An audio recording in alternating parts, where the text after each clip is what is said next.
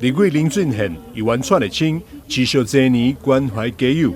將在12月27日聖誕夜當暗，在北門路2段150號頭前辦理聖誕夜家友關懷活動。活動得到真儕愛心商家熱情參與，有餐飲業者、飲料連鎖以及餐慶品牌共同響應，並會在現場料理姜母鴨，希望在冷冷的冬天，讓弱勢朋友感受到暖暖的社會關懷。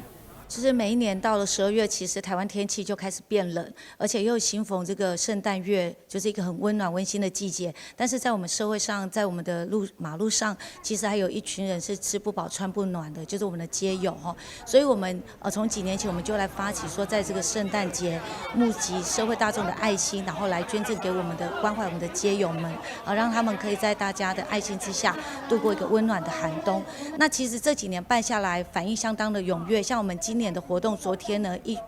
公布時間，其實就已經有10幾個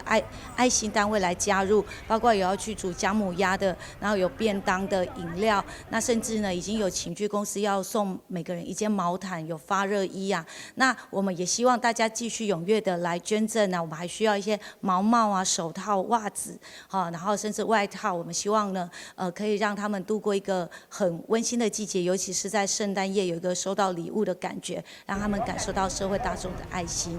家友關懷活動資訊，在11號打公布，馬上就有10多間熱心商家大力響應。蔡立青熱情歡迎想要響應這項溫暖行動的朋友，會當向蔡立青服務處聯絡，做伙關懷社會弱勢角落。